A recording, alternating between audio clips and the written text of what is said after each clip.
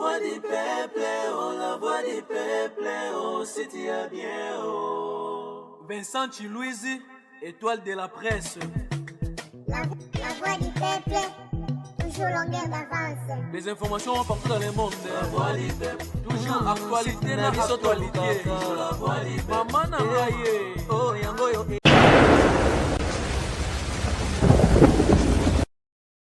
Très ravi de savoir que vous êtes tellement nombreux à nous suivre en ce moment sur la voix du peuple. Un grand merci.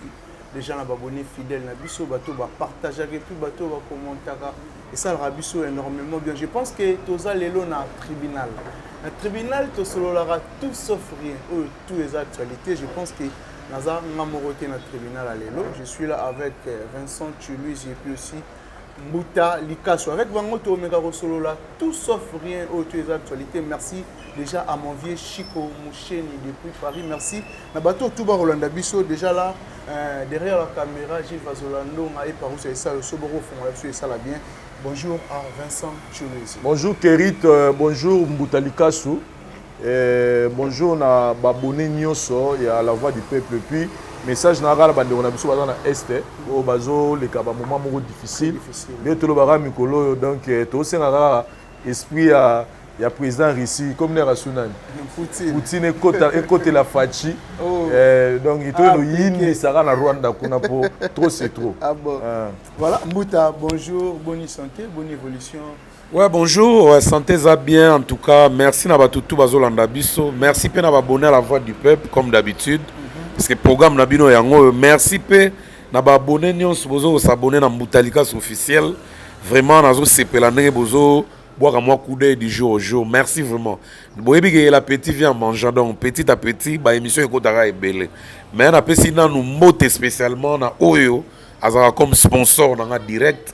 Donc les boss Tanguy Brice Lulendo qui est le seul Congolais ami de Bill Gates. Ba tumisu ba komeli na WhatsApp Mbuta camarade de Bill Gates na yo Bill Gates a longwane premier a commandé ce qui va combien yo be lunga sele Gates na yo bonika okama na Bill Gates na nga donc Tanguy Brice Lulendo motema ma fait fanzo to la pese bambote mais Kérit excusez-moi muke na féliciter dame moko aza na Californie asali don na Goma apesi ba pigme sika ya kolala otongela ba pigme moi bandako du genre innocent salara pour na bato ya Goma ya saleli ba pigme ngana viva ba pigme tant na beta ba concert na ba Durba na ba Wacha na ba Aru na yebi ke bato wana égal zamba taka bato ba sola na ba nyama mais apesi bango valeur wana ba peuple autochtone na biso do yebena fondation Nene Fashion Ada Nene depuis Californie na pesi ba mbota trop vraiment merci à trop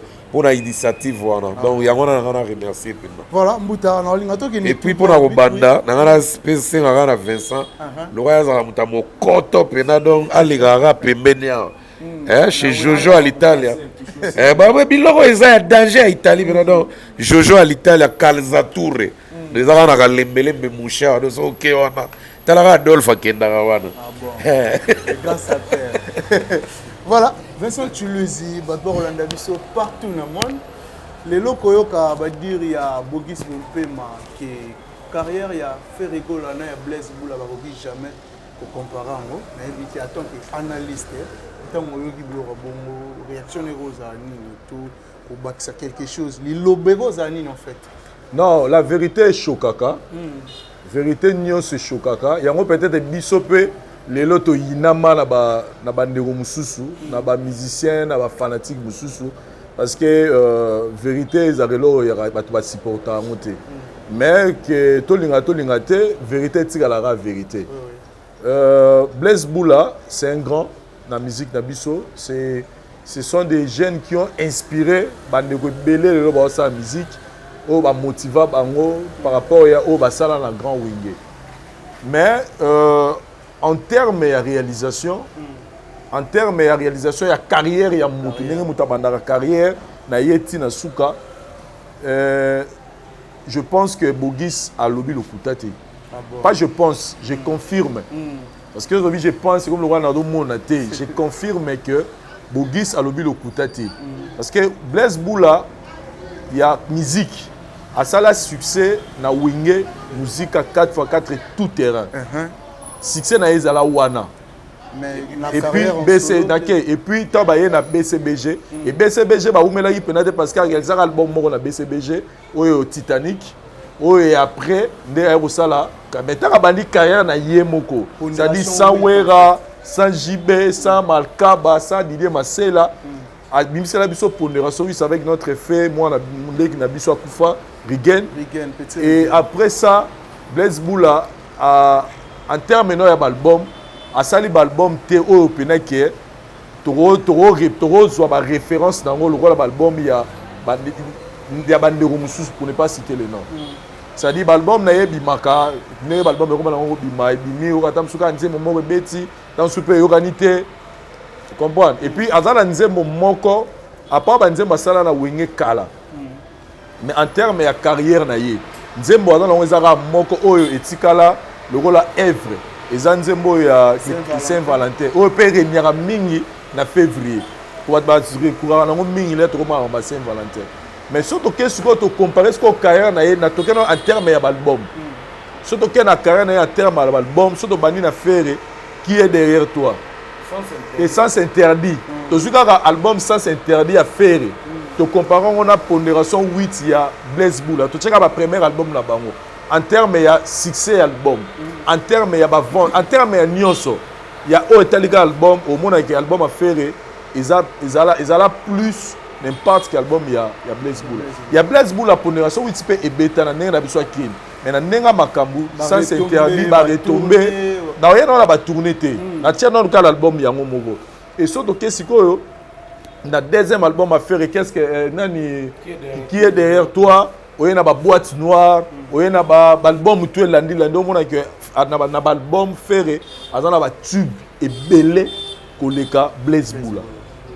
en termes de toujours sola le tobeta masola ba génération T tobeta masola ba kalana ba sikate to ça comparaison ya carrière donc ça la confusion T ce que est-ce qu'en termes ya ba tourner nenga za album et bimi al musicien a sollicité tokena nenga ba date lelo en tout cas à moi yana bosana faire rigola so comparer ba date so faire bandi ko beta na carrière na ye depuis banda na Blaise Boula il y a pas photo il y a pas match donc ce to to to comparer ba carrière il y a faire na ya Blaise Boula eza butu na moyi donc en tout cas pour nango Blaise Boula n'a rien dit de et pardon Bogis n'a rien dit de faux to sous-estimer Moussala ya Blaise Boula te to sous-estimer munene ya Blaise Boula te Blaise Boula za munene a sali makambo danger mais to sali ka comparaison na comparaison lelo to monique to comparer Ferena Blaise Boula te en termes de carrière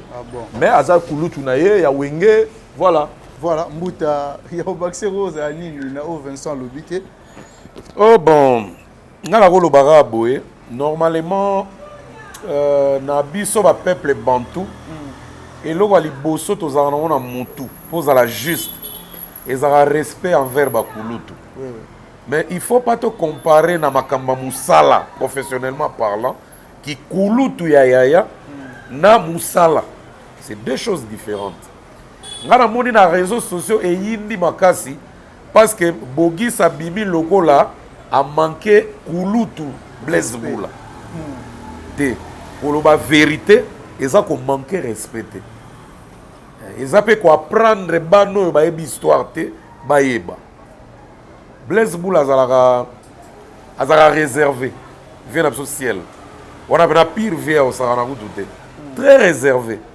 mais on dirait hein, entre guillemets on dirait qui réserve na ya ke na motina pour na carrière tina sur le plan professionnel oui biso qui naturellement za timide soki na musala na yo pe o chepe timidité wana ke ba iko emporter venabso ciel déjà na kata wenge depuis basala wenge ti ba bimisi album a liboso mulolo ti token album na bango ya suka o ezaka ya JB pour ba se séparer so tali Blaise bien azara était réservé naturellement en parlant donc il était comme si à Weli Sarate on dirait toujours on dirait ba kolo makambo ezaka wera na JB tata zo ya na 3e position Blaise azaki neti mutu mo atanga trop trop logique, trop boyé. Tala kutu basirement ya facha déjà d'esprit bien. Tala bien. Batuto balanda bena histoire a wenge bien. Bamona ke makaba zaki turbulent, masela zaki réservé. On a côté ba guitariste. Na ba chanteur, Jibe Ngwasuma, Wera Ngwasuma, Tata Ngwasuma, Blaise réservé. Mpela kutu alegaki na Ngwasuma. Place tout le monde ke nature na ye et ko memaye pe mabe na carrière solo na ye. Autant ba kabwani na Jibe, abandi ya ye carrière. Abandi on album ya Pondération 8. Pondération 8 sur l'a dit bien. D'abord, on vient à négliger la qualité. Pourquoi on a négliger la qualité?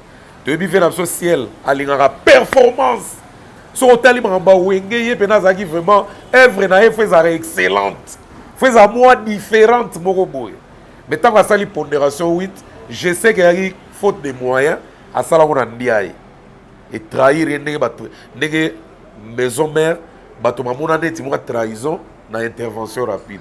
Les sons n'étaient pas vraiment à la hauteur, mais des bonnes chansons, des belles chansons, des belles œuvres.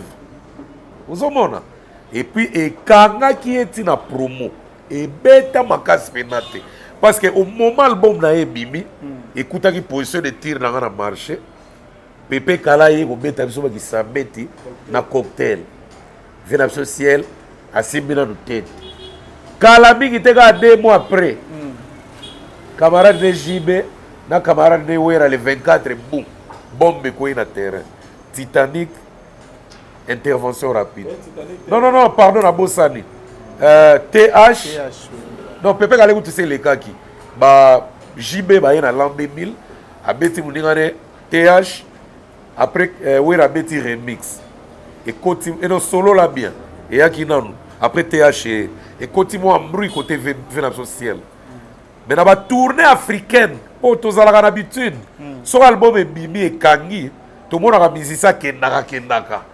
Tout le monde a même Zaïko et Bandako Kende. Il faut la solliciter. Eh, Kendaka. Donc, il faut bêta. Mais Pondération 8, Vénation ciel, à Kenda te. Toujours timide. À Kenda te. En tout cas, bêta en Afrique. À bêta kaka na Gabon. Si je ne me trompe pas, et puis Brazza. Après, on a eu un orchestre na poto. Mais tant qu'on a un poto, orchestre est une histoire reconnaîtra. Donc, l'histoire est soutée. Si dans 2003, je crois, ou 7 comme ça, c'est la mission album, on a eu à Tchelipson de Bokota, où il y a Saint-Valentin. Donc, bref, je voulais dire ceci. Bogis a comparé carrière ya Moko na Moko, Yaye Moko. Donc, artiste à Moko attend à wenge d'ensemble, à Emba est vraiment ôté. Vous avez vu la société Bazagi ba patron. Tant que vous avez la maison mère, carrière n'est démarré, à ça il a un succès naé. Tu peux comparer ma carrière à mon 4 groupe T. Mais si vous artiste à Moka, tant que vous avez yé Moko en 2006, na vu la société, tant que vous avez yé Moko en l'an 2000. Si l'élo, en termes de comparaison, carrière artiste à Moka, ils ont un pourcentage élevé. Il y a ma casse par rapport à la carrière à Vénabis. Pour sauter en termes d'albums, artiste à Moka a plus de 6 albums, je crois, si je ne me trompe pas, 5 ou 6e album à succès. Quand on dit à succès, il y a et Bibi et Yokani et Bibi Moutouna va tourner. Et Lobby si peut moukil. Mais Vénabis ciel a sali, je crois, 4 albums dans la vie. Ou 5 si je me trompe. Et bien, année passée ou année précédente. Mais il y a qui pénate, il y a qui pénate. Mais avant, Abibi ça n'a pas album Moko en mode salsa. Ils ont un salsa. Quand tu viens à ça en Afrique du Sud. Très bel album. Mais il y a je crois que souffre la promo. Donc, viens à Bibi si peut au quota, Bibi si peut pondération. Mais il y a et ça là, c'est la tête. Des artistes en Bogue Sali. Donc, en termes d'album, Vincent Outoloba, je ne contredis rien. Artistes en Bogue Sali, 70%, Viens ciel, on a 35%. Et puis, pour nous, sincère, Bolimbi Sangala vous choquer Batou peut-être. Vous choquer. Vous choquer peut-être Batou. Mais ils ont vérité. Comment ils ont wengé d'ensemble. Wengé nio sonné bazawana. Na olongolaka wengana JB. donc bato tout bazana ba comparer carrière ba on a vérité bolimbisanga na ko choquer bato mais la vérité donc na wenge d'ensemble ne baza wana donc na bango tout na ololaka wera na JB bato tout bazana muto comparer carrière na Ferré azati donc wera na JB nde mais en termes de comparaison mais bango tout batikali muto aleki Ferré azati donc moi na suka o yaka na wenge aleka bato na kuta na vitesse. Voilà. Mais n'habitez pas, j'ai pas compris. Les gars, tu as la vitesse, ça va comme il va t'attendre, va pas balai, bah tu es zana wana. Bah on aime bacha zana wana. Aleki na Adolphe Dominguez. Aleki. Ah bon. Tout beau. Ça dit yo mo o mamo. Mais ça finit Adolphe. Na finit Adolphe té. Il y a comparaison. Na finit té Aleki Adolphe. Mais bah Aleki Olympia, Aleki Melia. Adolphe va mettre Olympia. Té. Atala ba Olympia wana. Atala ba Olympia wana. Abeta. Atala ba Olympia wana. Tokena ba album. Na ndenga faute. Et ataka to diminuer bango te ba grand ba kulutu ba sel makamwa danger. Mais na comparaison to longolaka wera na jibe na wenge. Ezapeka neti pardon Kerit. Ezapeka neti vient absolument Joski qui a Moguta. Les Joe Sex, grand prêtre, Moutouba Moumi, non, c'est pas la trop. Vient ça la souka na carrière, na ok jazz. Oui, bien, très bien. Oui, bien, vient ça Kofi Olomide. À ça la secours, à ça la recours, pardon. Na vient ça Joski. Na album na eba Mobila, ba accompagner quand même. Alors, wana Joski, tu es bien vraiment na nege à sexy. Vient là, vraiment, il a marqué. Mais surtout, il faut comparer carrière ya Kofi Olomide na Joski. Kofi a dit Joski a mu kolo ya Kofi. Kofi a sala recours na Joski. Pour aye belaye na album pour Erinier. Mais surtout comparer ma carrière na bango, tu viens absolument Joski à Kofi. Paix à son âme. Tu peux comparer Kofi à cause de 90 ou 87%, il y a réussite. Vient absolument Joski na terme ya bango de à cause à peine à 26%. Donc Kofi a sali makasi amati alebi ko mata atika lika likolo bazo pepa. Donc au moins que comparaison za lisumuté. Eza pe âge te respect na âge mais na profession respecté. Faut total respect à profession ya na carrière mutu. Ya ngona na loba jumo na tribunal biso ba artiste to mataka grade na succès na ba réalisation.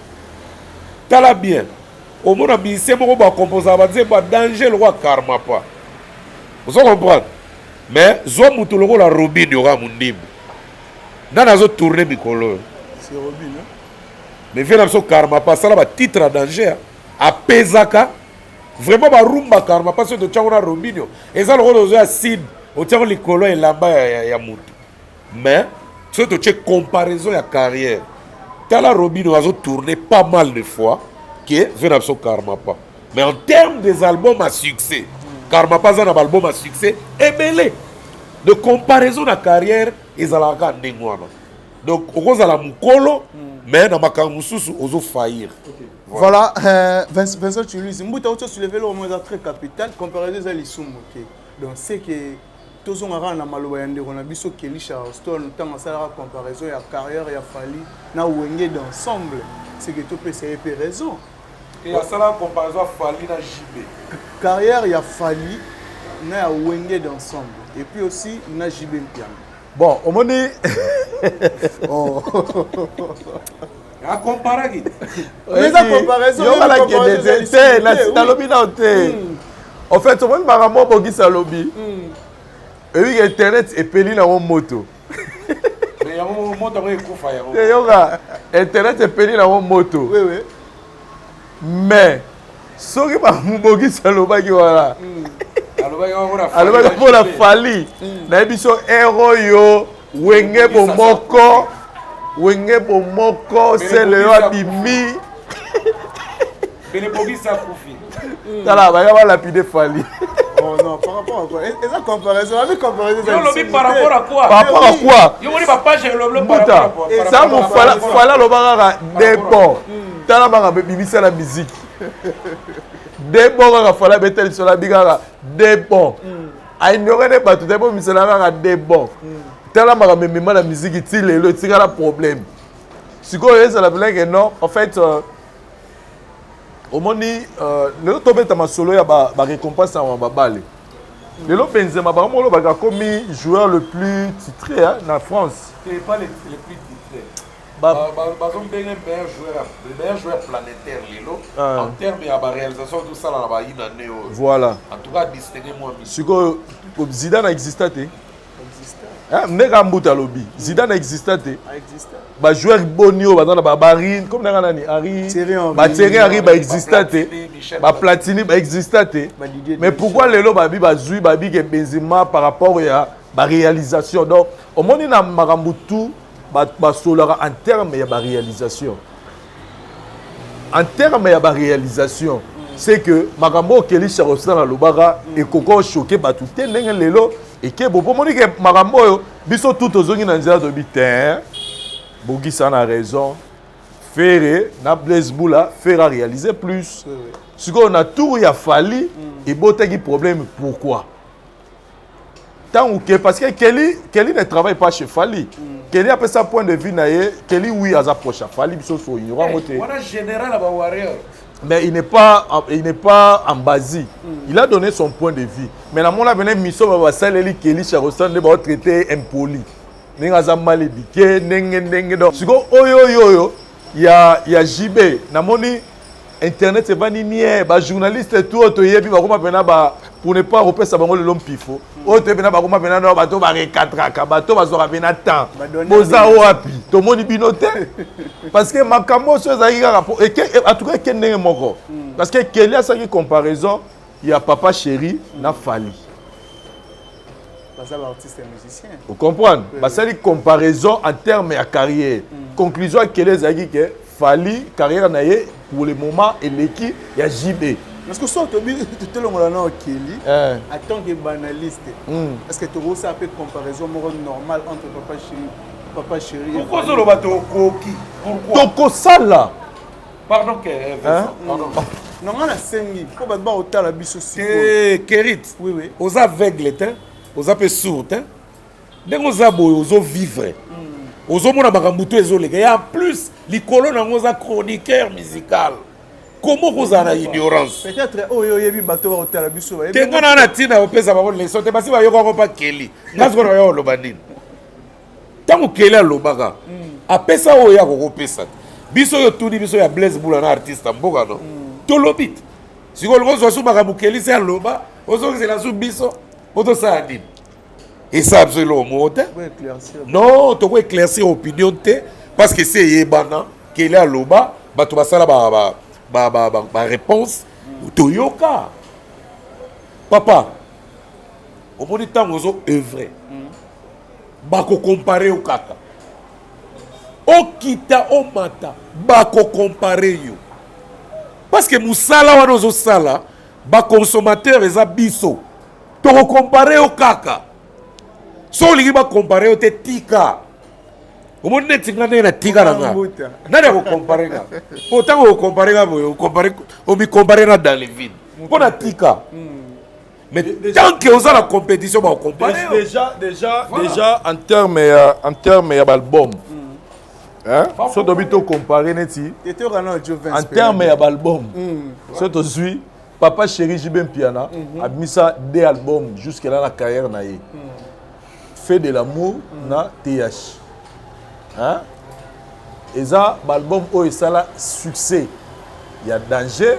Oh, tilelo et tikala ba œuvre na mboka na biso et ça ba disque d'or te disque d'or de lokuta TH te nguta zo disque d'or na mboka na biso à part parce que ba o ba sangisa ra ina parce que ba teka na France et puis na France net te pesaga place o ba certifié arabas biso en Afrique na keku de Afrique te biso na oui biso na Congo to dans la société moko boete oyo et certifié ka ba vente. Vous comprenez? En Afrique, il peut y avoir tous les côtés. Biso awa na Congo, musique na biso pour nous certifier to koto dépendant na France. Vous comprenez? Parce que vente est centralisée na France. Na France. Si vous place où vente est centralisée, ba certifier ba disque na Snap comme na Snap. Pardon, Vincent. Musicien azate. Pardon, Vincent. À part Falim, tu as un single d'or. Pardon, Vincent. Kérit, Oui. au moins en termes de récompense, Namboka Nabiso, au moins à l'époque, Franco, Nabataboulay, vente na bango ezaki focalisé na Belgique. Là-bas c'est Sabam. Au moins Sabam, pesa Franco Maracas d'or. Na ba nombre de ventes ya ba album. Azo Maracas d'or. Franco azaka na Maracas d'or, ezaka na parler na malgré tika biso. Wana pona Sabam. Ezaki focalisé na Belgique. Mais tala depuis tant moko boye vente comme qui concentré focalisé en France. Il y a net présent JB. Tant que M. Simon Matara a un disque d'or symbolique. Tout bien symbolique. Parce que M. Simon c'est le producteur. Donc c'est la maison. Bah ça est à terme à titre symbolique. Et ça qui dans Olympia. Et non, et ça qui dans Olympia, oui. Et ça qui dans Olympia en France. Donc il va signifier que papa Chéra a danger en France. Mais Snap est bien monté. C'est ça le problème. Les gens ont diplôme, ils ont reconnu dans le ministère de l'unité. Donc, biso to yeto bato ye bien monté. Donc, bien karaté bango tout. Mutalo la mama la zadabiga muturazwa o to mona komone na Snap ils ont fallu na des signes dans le reste tout to bi za fax. O to mona na Snap ezati. Bref. Surtout qu'en termes d'album, Papa Chéra Missi d'album à succès. Si le Betaka, il y a vraiment bien. Mais surtout que par exemple, pas Fali. Fali aujourd'hui, actif, compte plus de 6 albums, ce que na sanité. Droit chemin, Arsenal de belles mélodies, Power, Kosa Leka, Control, Tokos 1, Control, Tokos 2, à quoi on a 7. Tokos, il y a une réédition dans 6 albums. Au moins, en termes, il y a un album déjà. Album à succès. Ce qu'on a tiré la public. Surtout en termes, il y a toujours, quand on fait des albums, on fait quoi? Des tournées. Donc, surtout qu'on a tourné, surtout calculer la date. Il n'y a pas à comparer. Surtout calculer la date. Oh, il fallait que début 2006. Si 2021, 2021. Tu as dit début 2006, tu calcules le nombre, il y a un concert qui a été dans la vie. Qu'est-ce qu'on peut Papa Chéri Jibem Piana? Tu dois reconnaître que tu as dit que date qui a été depuis Bandaki. Depuis Bandaki. 97, il est là. En termes de date, tu as un solo, il y a un concert, tu as un Gitambo, tu as un Gombe, tu as en général. Il n'y a pas à comparer. Surtout qu'en termes, il y a des solo, il y a des récompenses. Il n'y a pas à comparer, il y a à comparer. Il y a à comparer. Donc, voilà. Surtout qu'il y a des récompenses. Tu as la musique, kaka. Tu as par exemple des récompenses, surtout le disque d'or, le Fenta Bisso. Bon, on a des victimes, des producteurs, des Toyoka. On a des innocents. Mais surtout qu'il y a des récompenses, il y a des teka. Au moins, il fallait avoir des singles d'or pour Papa Chéri, Azan Angote. Vous comprenez? Donc, pour dire que surtout qu'il y a un terrain, des chiffres, ils ont l'accès que Fali a plus de réalisation que Papa Chéri. Mais tu l'obité que Papa Chéri a le côté, non, Papa Chéri c'est une icône, légende de la musique na biso. Vous comprenez ça là? Messi, par exemple, il y a Maradona. Voilà. Vous comprenez? Messi a eu plus de récompenses que Maradona. Mais Maradona n'a pas bêti musique. Donc, place il a bêti balle, pardon. Maradona n'a pas bêti balle. Mais il n'a pas récompense. Messi a eu plus de récompenses que Maradona. Donc, contexte, on a donc. Messi a bêti trop que Maradona. Voilà, Messi a bêti trop que Maradona. Donc, on a terre que tu as tu manqué, tout ça la comparaison. Vous comprenez? Donc voilà un peu. Donc c'est-à-dire, c'est-à-dire, Bogis a rejoindre Kelly Charleston.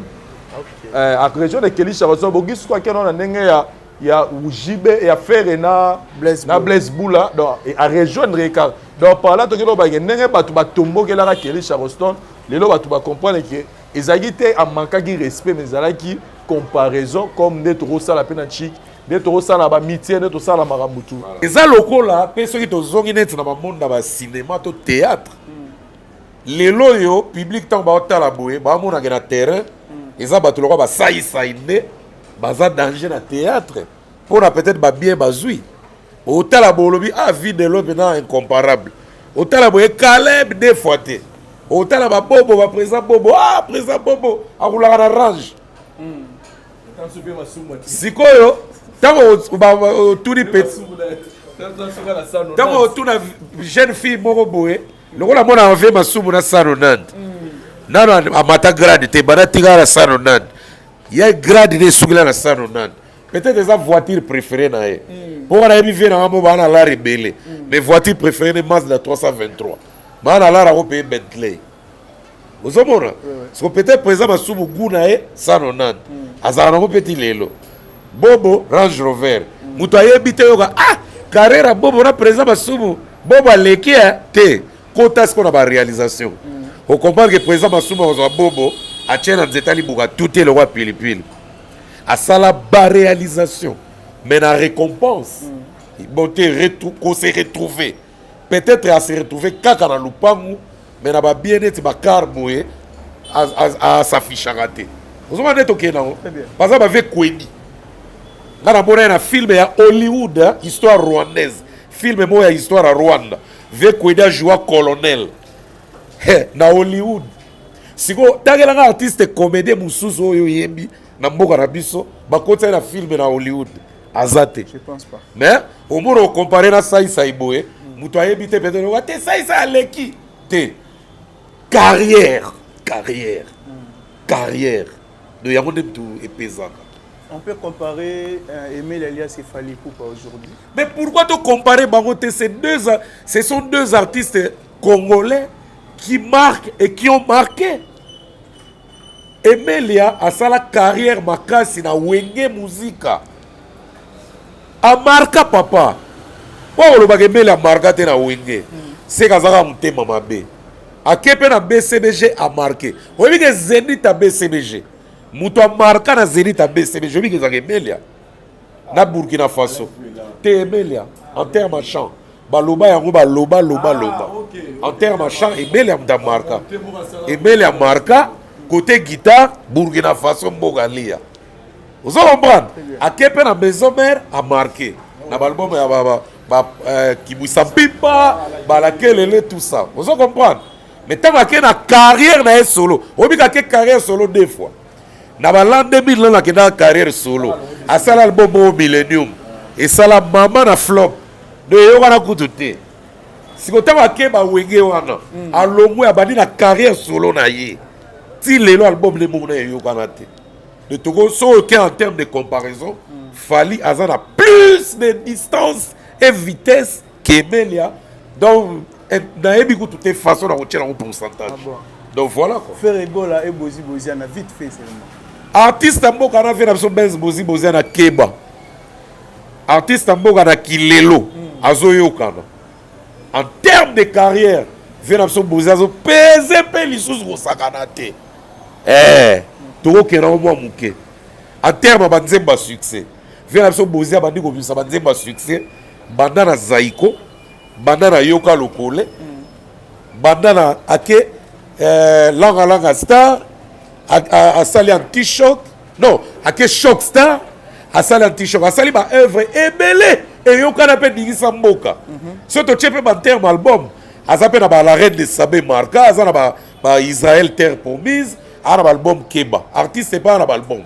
De côté ba album ba ok de kita. Ce qui est côté va tourner, donc va revenu, donc on va récompense et va disque, donc va tourner. Attention, venez à Bozi, surtout tali venant à tourner en Afrique, à tourner où les artistes en Moka. Ah bon? Pourquoi dans le lobby bon? Pourquoi? Ah bah dit qu'on tourner kala, on dit qu'attends à ça les gars anti-choc, bah tube le roi bah la reine de Sabé Mimi, na 89 je crois si je me trompe pas, directement bah dit va tourner. Venez à Bozi, bah tina bah Comore. Nata na gena Comore na l'an 2000. Na kuta ke batu ba uta wana wilo lo mumana bozi ana. Vous allez comprendre? A beta Africo ya osakanate. Artiste mboka beta Afrique mais koleka bozite. Mais ce to tchana ba tourna potopé. Bosé abeta trop na poto. Mais abeta grande saleté. Parce que l'artiste abeta na poto, mais abeta mingi teneti Bozi. Parce qu'on compte le nombre de shows. Bosé abeta trop. Mais dans la grande salle, l'artiste a na salle il y a mythique Zénith. Vient absolument Bosé dans la salle mythique.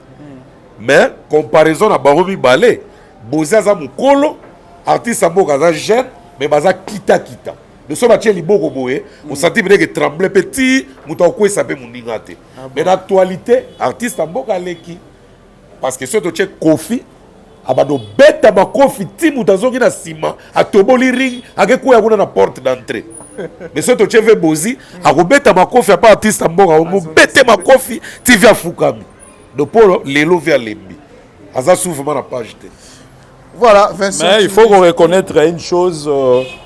Autolobi et sa comparaison, mais il faut reconnaître que les Wenge là, en général, les grands Wenge, Wera Jibé, Blaise Boula, Baza Bakuluto, ba inspiré, les loba Gênes, les loba Salati, les loba Ferré, Fali et les autres.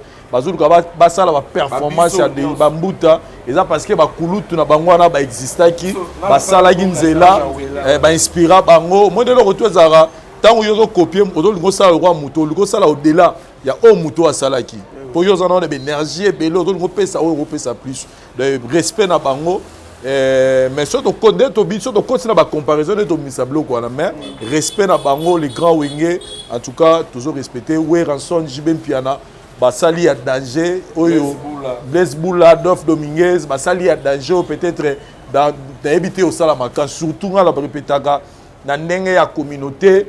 Baza batoyo baza non incomparable ndenge ya communauté ce sont na kega na stade de Martyr Rwanda Nathalie les deux derniers concerts na bango oh na mona bena wera senga ba tambusa caméra stade mobile ba bena vegere tambusa sokola Martyr Yozu ya JB donc ce sont déjà oyo ba beti concert ba bon okende te po ba boya ba bangake ba pola par rapport à baninga de bututi ceux qui 16h donc ba sali maramo boye na mboka na biso que faut auto sabatona mibale. Voilà, parlons maintenant des clans Wenge aussi, événement de l'année, le 30 juin.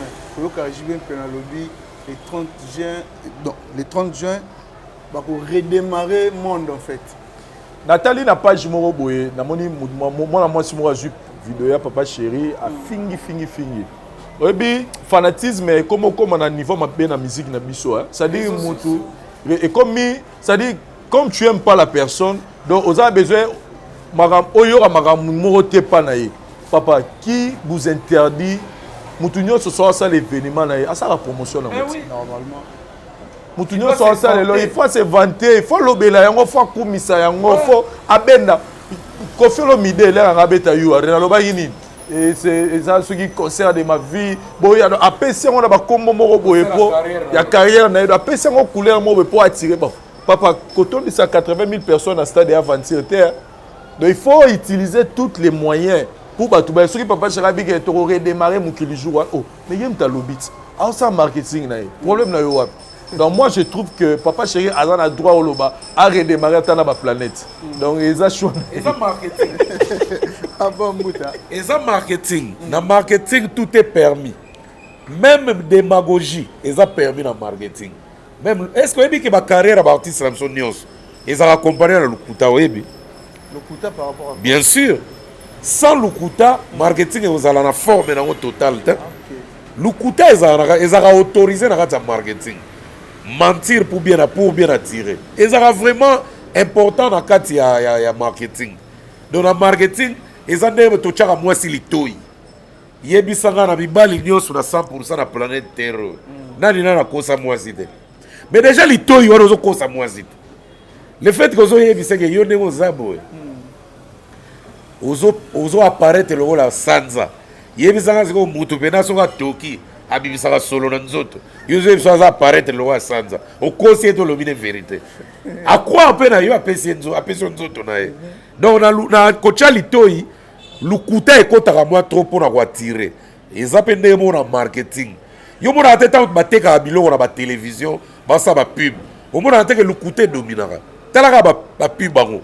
ils ont mise en scène moko incroyable pour et attirer muta mela toi ça là donc marketing y en a lukuta voilà muta Wilson a lancé appel na bateau tout baleka na wenge ouais ba participer na événement au moni dango comment bon abeki ba on a retard pour en vie abeki ba on a retard normalement avant le 1er juin donc dès que pub bandi lelo le 1er juin fallait vers bana obenga bango tangu préparation ezana avant balancer fait vert ya pub siko pona ngana nde na monela ngo ndenge abeki bato tu baya do baza hors contrat parce que bato bavandisi déjà contrat bango wana tozomona bazo répéter déjà en coulisses parce que vie soko abi bato baya mpo basigner to baya kaka baye kaka bon wana siko point d'interrogation côté wana ah bon ça tu dis côté wana si on va quelque chose en tout cas nga selon nga na comprendre ngo les grands wenge eboti bakoko eboti bana na bakoko lelo ya kolobeleza te donc soki papa nga pona nga ko wera ici bango boya toza na tribune moko boye to kofandisa bino ko television de to yimba bave balele babongo siko bango baye hotel bonde bon na ba ki selo ya lobaki ke aofuta billet ya kozala événement na nanda pe héritier lobaki ke aozala pe événement donc bango bakoya comme public wana on comprend bakoya comme public parce que bakulunaka nani ndeko na biso mwasi bina ya no batanda biso mwasi na biso mobali bina filé aotero lobake ye pa kozala événement nalandi mpe ino mutukutu aza libanda ya wenge inos bi mpe alobaki ye mpe souene azala jour wana donc pour dire que événement c'est toute une génération oyo baozela na stade wana biso tour oyo tolingaka bango bastade te mai tokomobuleke foto ya mais soki eza nde na contexte ke non bakomatisa bango na bapode oyo bayemba wana nde bakobebana epuis te avant nanu tebebisa mbuta bino bozwi kwa tukubianza mpo biso toya koyemba wana melela kopa mbongo moni wana eza mpena kopa mbongo ya vis-à-vis donc soki mpena olongoli mutu na parametre wana omelie kopa amadou diabi apesa tala te siko yo ye na yo mengana ya nazwa te atalangaka te vie déjà ndenge azala ayebi déjà effectif se koka nango voilà Vincent Chiluizi koyoka Trésor Congolais otewi ke aza directeur en marketing ya Frère Egola kolobaki Frère akoki koya na événement wana te lokola Soda Mulongo aza leader d'opinion même titre que Weranson et JB Mpiana. Oui, je soutiens Trésor Congolo. Ah bon? Je soutiens Trésor Congolo. Na liboso na koloba. Il faut respecter l'effort ya batu. Vous savez, Frère Egola a longé, Frère Egola yeko apparaître, ayena wenge tant wenge panzani. Toyoka masolo kakenda pa na ngambu ya bata papa chéri ninge toyoka ka soi-disant baboya ko yambaye. Frère Egola chez Weranson ti azala Frère Egola faire à traverser des choses dans carrière n'est pas azala ou azalelo. Amu balo a bundi fort na vie na ye. Na yoka même butu di solo que faire après au kabwana ba les marquis avant faire à côté quartier la te faire il paraît à comment occasion à maison mais na yoka lo mo bongo 20 na lobaka zela non ba raisonner. Vous comprenez na yoka li solo moi donc pour dire que pour muto ko matina niveau balongwa ki basala album esali succès ma comité na idée ya zonga yo kanti faire à côté quartier la tenesen parce que a besoin orchestre non faire à côté ba quartier la tenesen pena que moi mbale pena donc et simba te kotoba na ke no place donc faire à bundi fort na carrière na ye si le simba qui a commencé à faire l'album na pe ça ba succès pe ba pagaille pe to lobele la faire en lelo tant sous ton to lobele lelo boité il mérite un grand respect. Lelo notre lobelo au moro que ce qui va bien faire nga personnellement parce que kuna na masolo ya baya ya to sangana te za mama mbongo to beta to ke na biso gauche droite te ba contrat zo signamé na ba Africell na ba Rau Bank na ba Bralima ça dit to ba continuer na donc mbongo zo producteur a ko salaire vous comprenez et puis pour passer ku sangila alongwa poto aya Kaluja tika makamu na ye aye ka emele atika makamu na ye aye c'est parce que ba tcheki mbongo manger et mbongo oyo na réalité des choses mbongo bapesa kaluji na nenga faute ya mbongo bapesa ferité mbongo bapesa ekokota eza mbongo bapesa ferité na lelo parce que po ezosala malelo na obeta papa nayebi te soki tocomprendre eza bambu ya lelo fer egola azopese koleka ekokota koleka kaluji koleka emelia na minute oyo po soki yongo obetisa fere na minute oyo kande toloba boye ozwi lare na yo olobi bon na vi na nga na reva kaluji na vi na nga na reva emelia fa yembanga fere egola mpe fa yembanga mbongo oyo ofuta emeli ande moko ofuta fere mpe bayemba lelo nde toza boye toza sincere sikoyo olobi nanga kashe oza sikoyo oyo olingi sikoyo na mawenge kashe eza différent te mpo wani parce que eza nini wenge soki ezalaki lisolo ya wera na jibe basangani bongo bayaya tosala événement moko boye ane tobeta concert wana erabaka mpengo lokola babilo moko humanitaire moto aye na volonté na ye mais là il s'agit d'un producteur producteur atie caché afuti JB wera emelia bango tu afuti bango siko caché ya fere ekoza nde moko te na ba emelia parce que fere lelo aza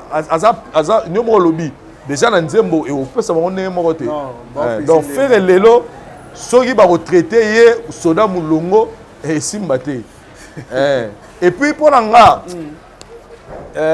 na ndenge arigate des choses eza mpe kaka mwa pacifiera dans l'événement wana ata kutongo mpe eyalaki mpo déjà na ndenge makambo ozalelela place afere place mpe yango te na ndenge sikoyo ya makambo ndenge eza enge ezalaka mo mokulu voilà mbuta ya obakse aleka na ye na wenge me lelo aza na lelo bakambo wana ekomi sikoyo makambo ya papier na mesa biki na maboko katuku bianza kote sikoyo ezobebisa makambo yango wana kutu mpo na ngai kutu masela na makaba basepela bapesi bango bashiko moko ya bien na mpo baza baadministrateur les 4 administrateurs fo basepela kutu bango vena blague à part nzambe aza na bango parce que soki totali mpena na jimele mpena boye président jibe na wera bakozwa kashe moko na bamakaba te ata ndenge nini yango ata donc nakoloba nga mpo na nga président jibe na président wera balembisi mitema na bango balingi paix balingi réconciliation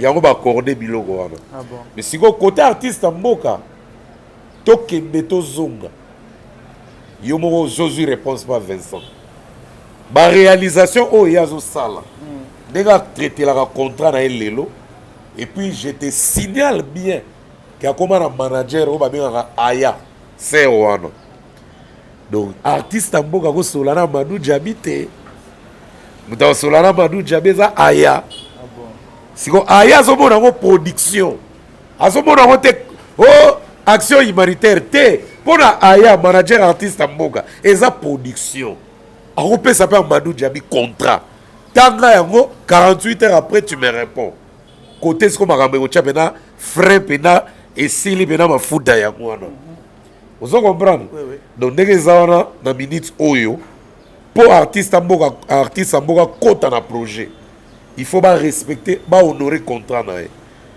soki bandeko mosusu baye c'est parce que batangaki papier parce que kusangila yebisa biso ngo awa tosalaki émission abana so babengi ye baproposer contrat azwi yango au sérieux atangi à répondre aza dispo aye artiste ya mboka mpe aza na posa akerovana na Béatrice te mpo alela kaka pongi mpo chambre ne kutu peut-être eleki nango Béatrice donc il faut pena honorer ye po ya eza ni problème à wera ni problème à jibe ni problème à makaba eza problème ya Amadou Jabi na artiste ya mboka na accord de bobo mumu nango te ke o fier o nini soki ovaloriser mosala na yo te donc voilà moto azovaloriser à bénéficier. Voilà, merci beaucoup Mbouta. Je pense que le message est là. Capté, Vincent, tu lui dis mot de la fin et puis la salutation. Non, mot de la fin, naebi ke bablora boye, bisola to na ba véritable boye. Et choquant na nga ba tout, moi ba mo traiter mino ne ba traiter. Lorsque naebi ke ce qu'on a évité le ba traiter nga kanini muta faire tout naebi te. Bref, on n'est pas venu ici pour pour minimiser la réalisation il y a star na biso, il y a icône na biso. On a un grand respect pour Eranson, on a un grand respect pour Jibem Piana, on a un grand respect pour la Blaise Boula et tous les autres. Mais ils ont débat, ils ont analyse, token on a une comparaison et on te pèse mon izali. Mais toujours respecter les gars qui ont vécu bateau basalama en danger. Nengepe wengepe basali ba réalisation peut-être en termes, mais peut-être il y a un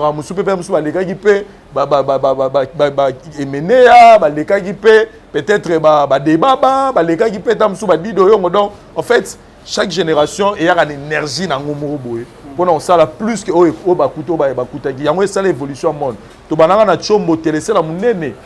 Vous comprenez? Mais l'autre roman a téléphone amicé. Pourquoi? Parce qu'à chaque fois, génération, il y a pas perfectionner ma cam. Donc, dans le contexte, il y a des attaques qui sont et comme Mathieu Moni Segan Anzela, il y a papa chérité.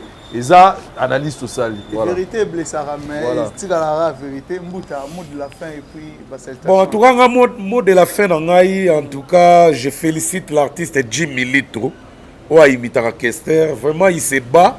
Un homme doit se battre comme ça. Lumière et jaillir dans la carrière.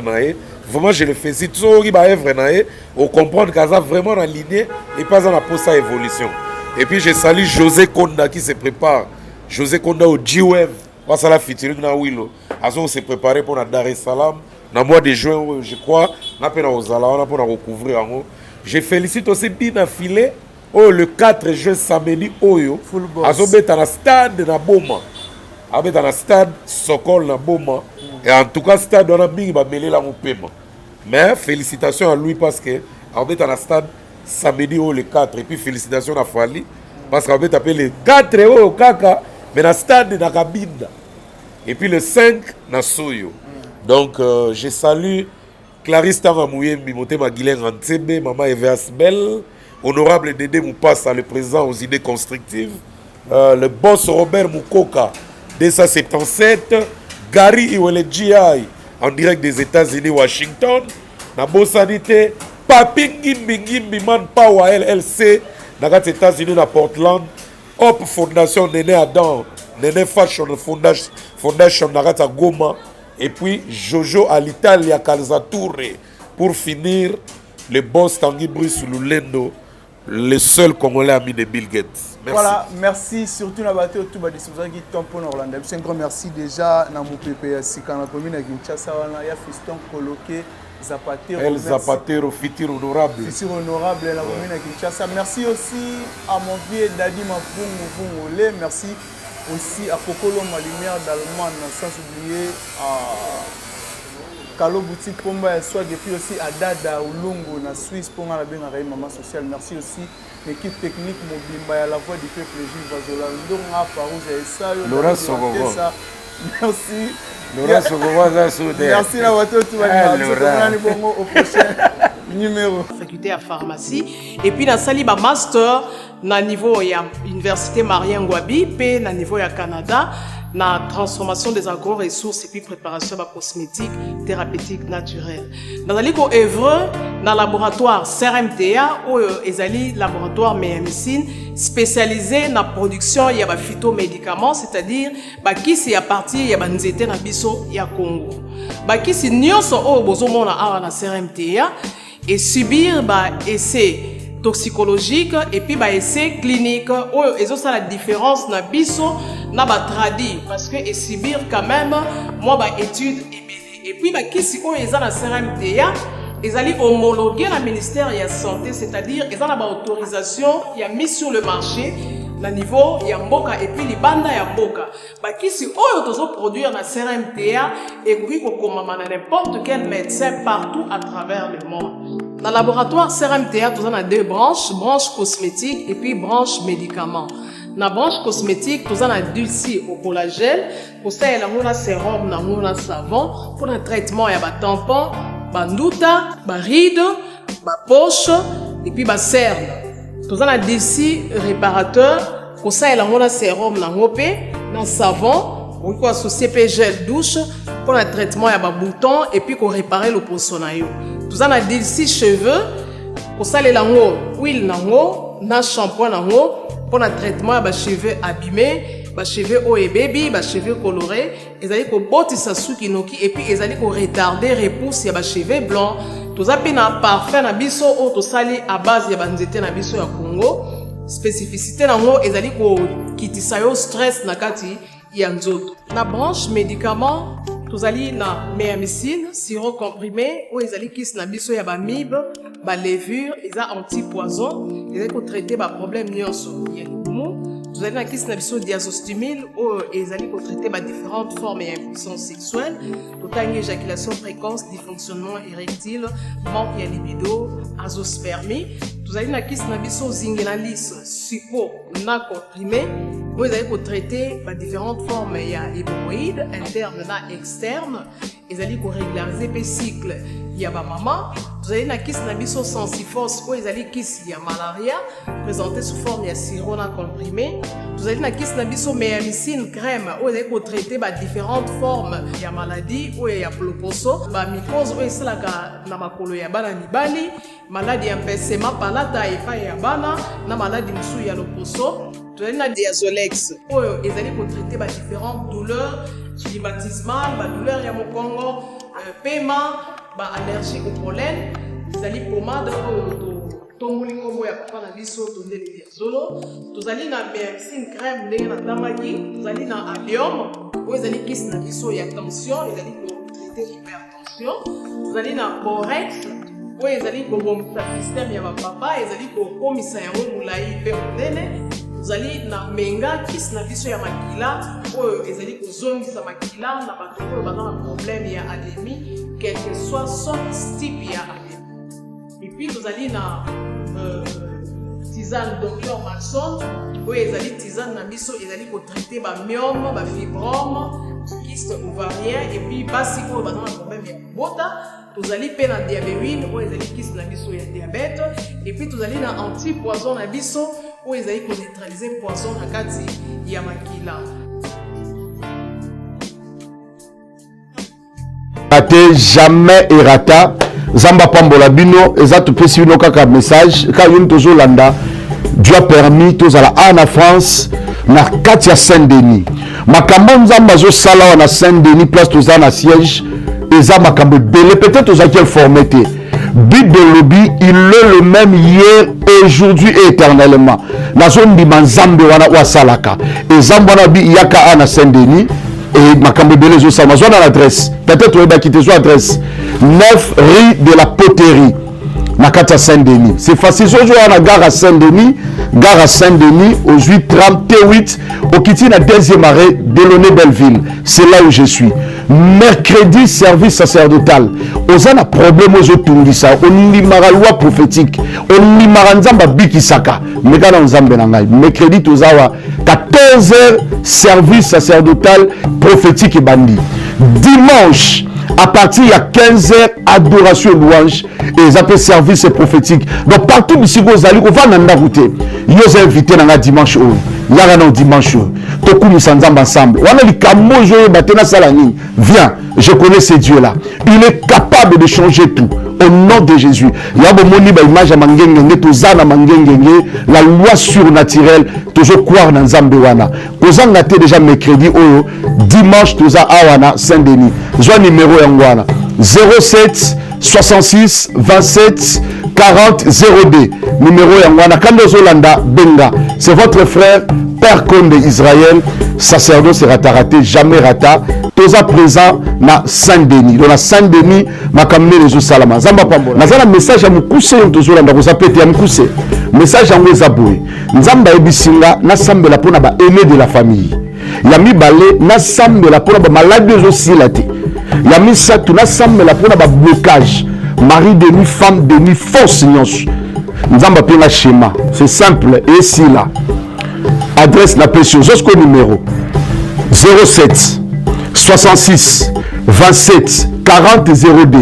Quand vous êtes quand ils ont azaré, azarté, mais quand on zambenanga, nalobi sacerdoce sera raté, mais quand zambenanga, après singa schéma. Et quand nous zolanda, miracle nzambe salamela, benanga na suka. Tous allons mercredi 14h séance à Royambe Bandi. dimanche 15h il y a la famille na yo Zamba Pambola yo c'est votre frère Père Conde d'Israël jamais rata merci.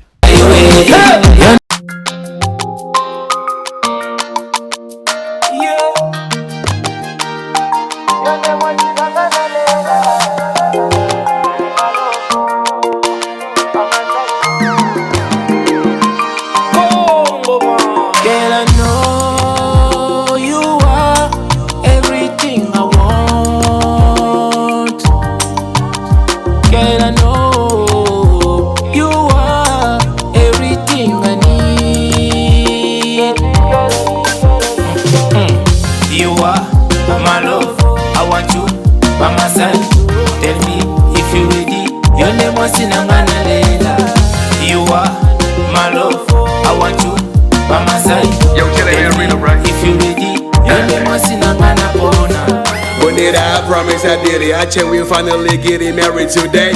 Certainly you gon' treat me good. You gon' love me till the end of a time.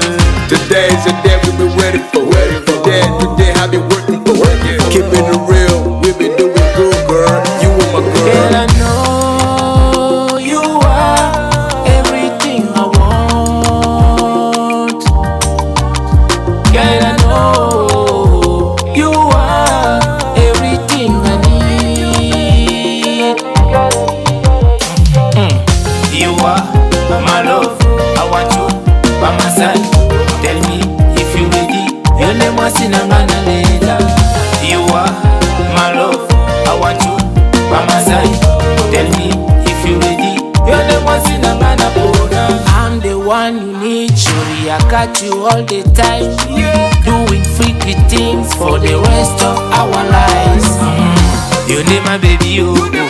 Motema kaka yo, mabanzo kaka yo, your name was Sinangana Lela.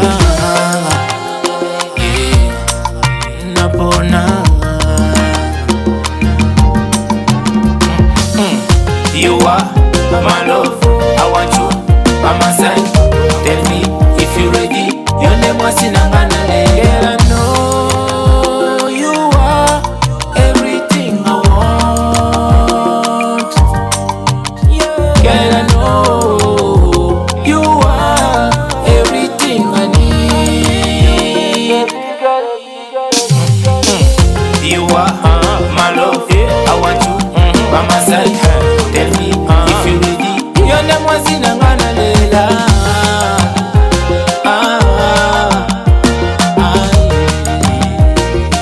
Your name was Sinangana Bona.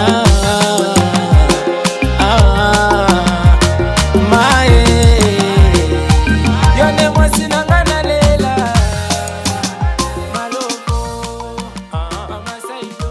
Nous commençons à dire merci na bandeko nyonso bayoka kimbela na biso ya lisolo ya kitoko toyela kibino na etali ko bongisa avenir ya bana pe ya bakoko na kosombela bango ba terrain pour que un jour botongola bango bandaku awa na quartier Canada tozawa pi na Kikole Plaza na entrée plaza wana de entrée plaza ti awa esika tozali bongo eza moins de 5 minutes na mutuka.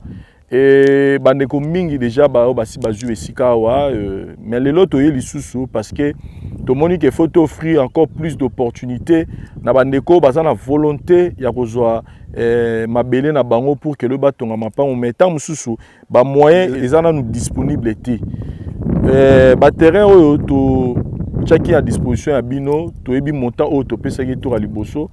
Mais après la réclamation à bandeko, après ko benga, après la proposition à bandeko belé, to kanisi était to banana no ya liboso ko immortaliser esika oyo boyebi ke chaîne na biso za la voix du peuple. Alors tozo immortaliser nanu esika oyo na kombo ya cité la voix du peuple. Donc motu abonné nyonso ya chaîne na biso la voix du peuple. En tout cas, il faut boya mbangu bozwa ba terrain na bino parce que ils allaient citer la voix du peuple. Donc chaîne YouTube la voix du peuple to elibino cité pe la voix du peuple et sika oyo toza ko offrir bino ba terrain na prix ya kitoko.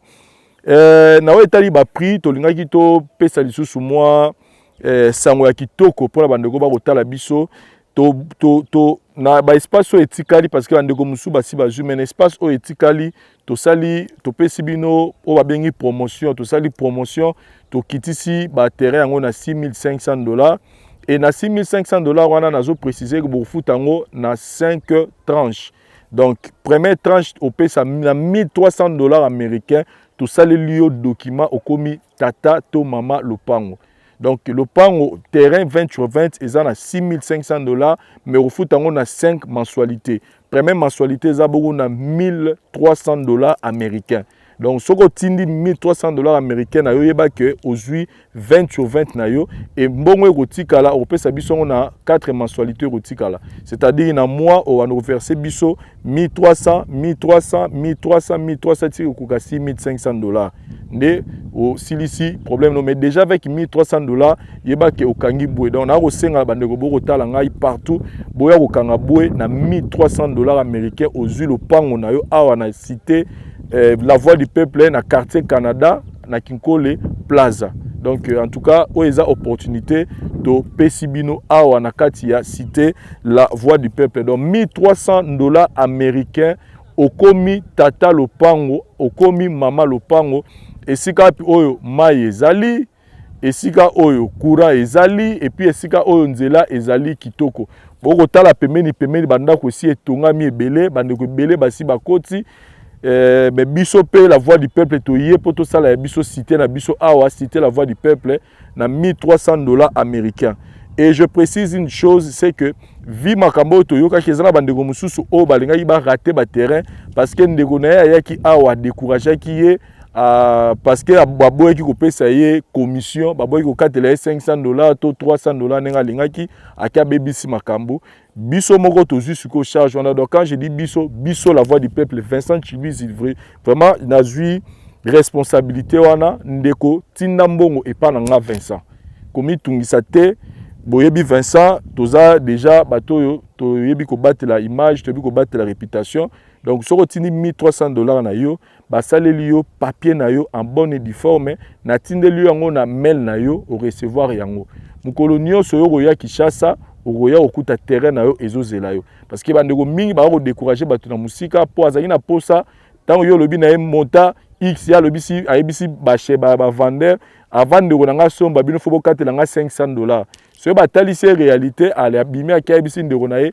ba terrain kuneza mabe so reza mabe place on a telemi mutasombi 6 terrain na mbala moko bomoni ya ngar o bo mona oyoyo zwelanga ngar oyo bomoni ya ngar o bozo mona oyo mutasombi 6 terrain donc place na telemi 6 parcelles asombi 6 parcelles na ye awa donc so reza ke sika mabe mais ndeko asombi 6 parcelles o bomoni ya changar o ananga chati so reza ke sika mabe mais ndeko na biso bomoni atongi ndaku na ye kuna na suka kuna boko mona ndaku alingaki asoma ote pe azawa pafana na Canada donc azan ndeko avandi pe awa na Kinshasa te avandi na Canada be botala ndaku atongi ya niveau moko so reza ke sika mabe akolinga kotonga ndaku ya niveau moko boete donc natalisi bino kaka exemple mibale ya mama oyo ndeko oyo plutôt asombi 6 parcelles na ye esiko to telemi na sima bomona ngaro eza esika donc bientôt bazobanda ba travaux na bango na bo lakisa besika mususu na lakisa parce que bango ba pesinga autorisation na bango na lakisa yango mais sinon boya ebele bo contacter ngai moko directement donc soki ozana tango ya Kinshasa te ngai moko naza ko représenter yo tinda mbongo epa na nga Vincent ba osala yo document na kotindela na email na yo o garder yango parce que oza rassurer que Teresa bien na bandeko batunaki biso o ba problème ba comment ba ba chef coutumier ba wela ba mabele tout en tout cas bo bossa na yango awa eza kotumaka muteo chef coutumier ko ya o mutu moko ko bima o ya des conflits parcellaires en tout cas awa bo bossa na masolo wana donc awa zo soma lupango na kimia nyonso otini mbongo na yo $1,300 na yo comme première avance na kimia okomi papa to maman lopango donc pour ne pas beaucoup parler bobenga ngai na numéro oyo na che j'ai mis 2 numéro moko yanga mususu ya muninga to ko sane makambo oyo soko zwinga to ko zoyer mais mbongo en tout cas rassurez-vous otindango epa na nga Vincent yeba que makambo oleka dans les bons merci.